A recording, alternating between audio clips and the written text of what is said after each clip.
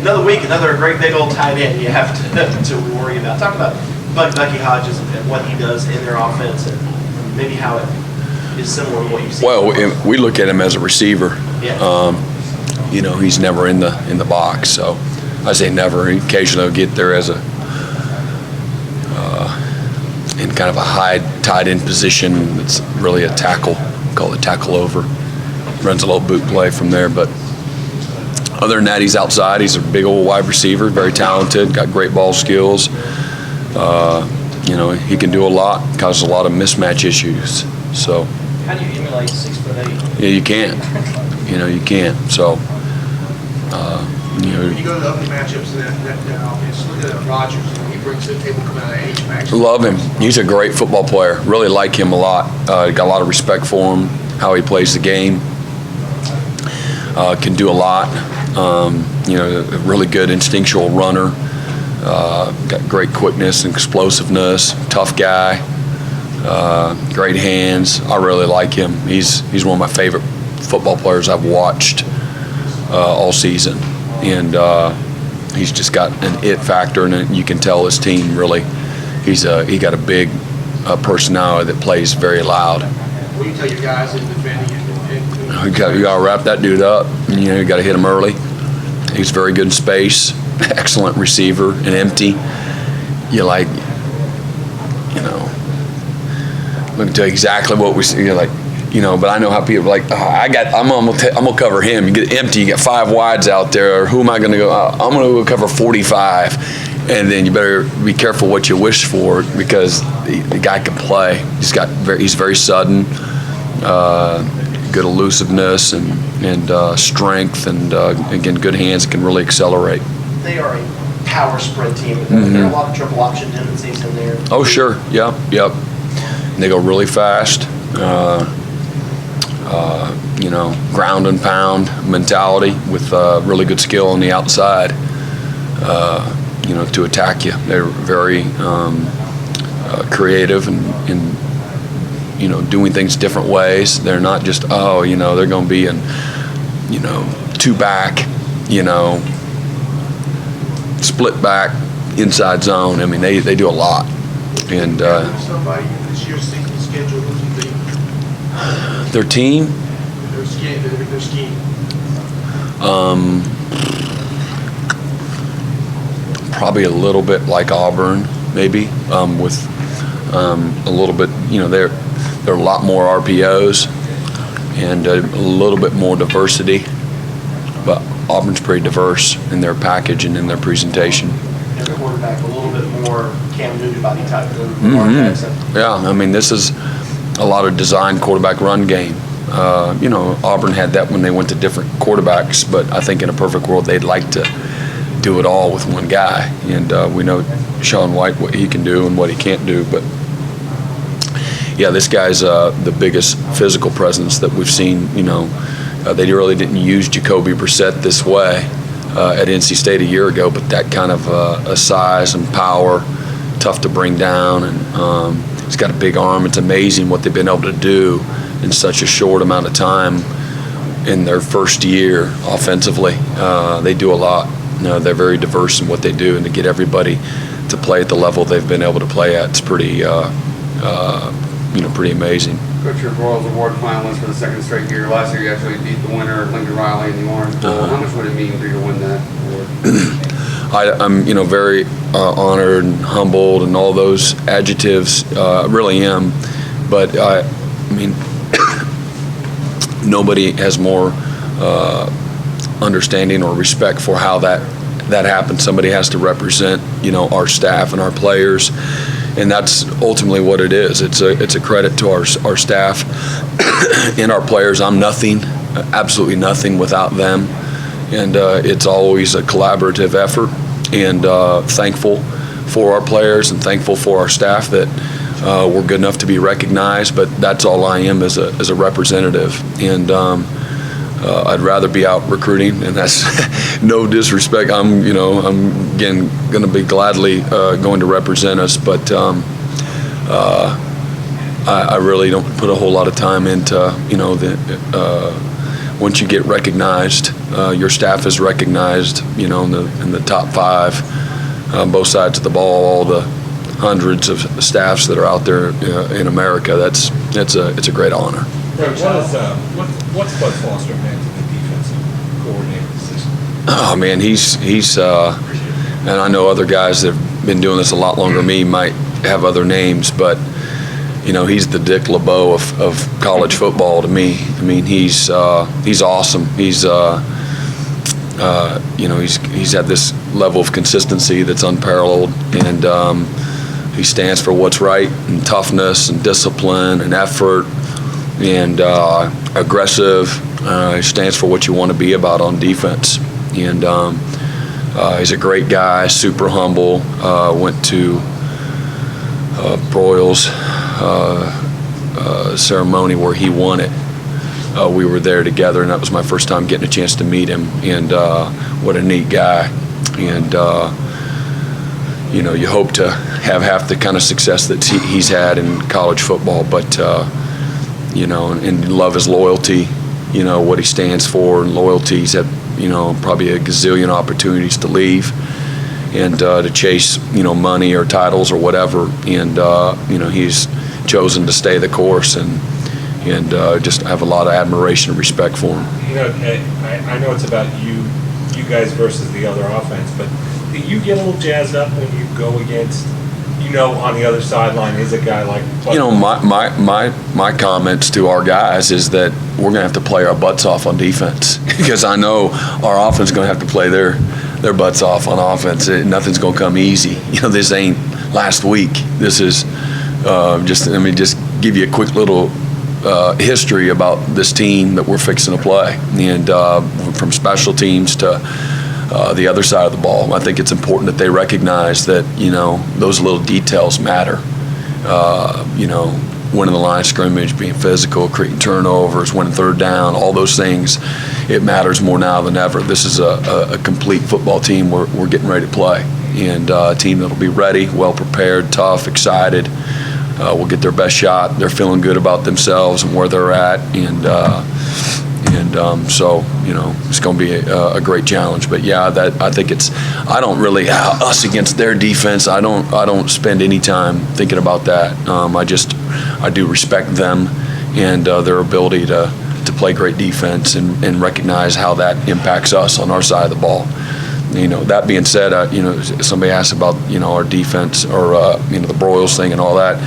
I think a hidden component of that success and being recognized is being ponied up with an offense like ours and our coaching staff on offense. We couldn't do that if our offense's ability to attack people and put people on their heels allows us to do what we want to do in our philosophy. And being aggressive, and so I think the two of us together really complement one another. And at the end of the season, and every season's not going to be that way, but I think that's been a huge part of our success too on defense. And they deserve a lot of credit as well for our success. Coach, how is this team taking on your personality over your time? I don't know. I don't know. I think that, as much as anything, I think that our guys do respect how you perform at a high level individually and collectively, and the selfless attitude and the toughness that it takes, and go to practice and go to work every day, having the intensity and the accountability. I think that it's not like this is a new philosophy. I think Coach Sweeney embraces that and supports that. As a leader of our program, and I buy into it, and our players do, and I think success and failure matter every day, every rep, and I think our guys have bought into a mindset of every play has a life of its own, and is a life of its own, and it has a history of its own. And we've really tried to get our guys to believe into that, and whether that's through film study or practice presentation or all the things that it takes to improve themselves. And then our staff collectively, it's not like one guy, it's all of us. and all of us promoting the same kind of mindset and attitude and toughness and, again, accountability, and that doesn't happen everywhere. And it starts with, a head coach that, has a philosophy, and then everybody else that pulls that rope in the same direction and checks your egos and understands what it takes to win and win consistently. And I think when everybody has their nose down and is committed to each other and has loyalty within the confines of the team, then I think great things can be accomplished. And so I think that we have that. I think that's our. If our mantra is something, I think that's it as much as it is anything. And a lot of respect for each other, both as players and coaches. Coach, there's still some football left to be played, but last Saturday when the seniors took that last huddle and came to the sideline, what was going through your mind as far as those players and what you see them go We were out of all the timeouts. So what are we going to do on defense now? Do we take a Paul away? We got Paul take away. The helmet stickers. You got jumped off sides. Get him out. No. I was like, man, these guys don't have to leave. You got more eligibility. Quit trying to go so fast in life 101. I'll be honest. I'm like, y'all don't, maybe you do, but maybe you don't know what you really have. It's hard, man, when you leave. College is awesome. So there's an innocence in what we have right here on a college campus that you lose. And I hate that. For guys, because they're gonna, that's all part of the, growing up and leaving and all that. And some guys are ready for it, Probably they all say they are. It's hard. It's really hard. And so that's kind of what I was thinking. Was like, these guys are gonna do great because they're ready and all that. But boy, I'd love to have them just one more time. Specifically your relationships with your players, like Ben and Jadal and guys like that are leaving, Carlos. What do you think? You see those guys come to the sideline for that last. This happened so fast, and. A reminder to myself, I'm really not good at doing that, but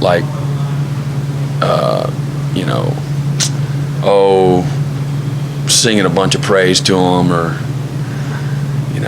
I'm kind of wait to the last second and then tell them how much I love them and appreciate them. But I just don't like to get all mushy. I want to focus on what we're focusing on, whatever it is that we're focusing on, and then kind of let that have a time for that later. But internally, those are the things that you're thinking about. It's like, I can't believe how much they've grown up, how much they've meant to this program, and excited for them. Also excited for them and what their future holds. And I'm really excited about all four of those guys because they are ready. And this experience at Clemson has really helped prepare them. But they've had a huge part into that too. Their maturity, and a lot of times guys that leave, you're like, he needs to grow up. He's not ready. He's fixing something's. He's going to have to learn the hard way. Couldn't say that about any of those guys. These guys are ready, and I'm really excited for them because great thing is going to happen for them in their lives. Not just football. What do you feel like has been the biggest key to guys maybe saying they feel more fresh coming down the stretch this year? I think all of it, learning just last year how to take care of their bodies. We got a new nutritionist that is really, I think a lot of little things has helped enhance things, our strength and conditioning staff and how they manage them. Coach Sweeney and what he does from a management standpoint on the field. Coach Sweeney does a great job too of when all the pressure for everybody else thinks, when South Carolina's hoping that the pressure is going to cave Clemson in, we're laughing and having a good time through the process. And there's a delicate balance because this ain't, what are we laughing about? We have those moments too. This is not funny. This is not a casual sport. So trying to manage that is so difficult. And Coach Sweeney is a magician at doing that. And, helping guys love what they're doing, laugh, in the process, but know how to work and take things seriously too. So, and then again, I think our bye week was different, and we have a little bit more depth. I think, our leadership is different. I think maybe some of the going through that. What was the quote Coach Sweeney kept saying like 9,000 times a week ago or so about after we lost at Pitt and the adversity? You can't grow through success or. Prosperity. Yeah, prosperity is a terrible teacher. Yeah, and so I think you compare it to a year ago, and just some of the we all remember that well. Just again how we didn't finish like we wanted. I'm not talking about the end result. I hate the finality, of just focusing on just the loss against Alabama and the fatalistic, attitude that might be there or might not. I don't know. I don't have it, but just we all know we kind of survived, some of those games and jacked around, let people hang around and didn't play, our best football at the end. And I'm talking defensively as much as anything. And so I think our guys, again, that adversity helped us this year too. We got a little bit more focus and a little bit more attention to detail. And then again, you look at guys like Shaq and Dodd had to play every snap last year, and they were terrific, but they were tired, And then some guys maybe didn't play every snap and maybe weren't physically tired, but just they didn't really, believe what it takes. They thought we could just show up, and jack around, and people were just going to go away, and that doesn't happen, unfortunately. So that's different. Apologies, we got to ask about Hodges, but what does he have another comparison of a player you've seen like him this year, just a 6'7" hybrid? No, really, he's in kind of from that standpoint, kind of all by himself in that category. So again, a great talent, big old target. When you're in the best position, he can still make you, pay. And it'd be a tough matchup for anybody. Does Evans does he look to run similarly to how Jackson did? No, different, more between the tackles. And I know that Jackson will and has that wiry strength. This guy's got the physical presence where it seems like he's always falling forward. And it's tough because, again, you got two different plays that are going on at the same time. You got to up your gut, ground and pound, gut punch power with a big old quarterback. And then you got to be able to leverage the jet sweep and then the play action passes that come off of that same look. It's option football 101. Can you provide some insight into the sort of chess match between tempo and defensive coordinators over the last 5-6 years? It seems like defenses are able to be more complex now on the fly than they used to. And you had to play sort of pace and just sort of hold on for your life. Well, who doesn't love a huddle?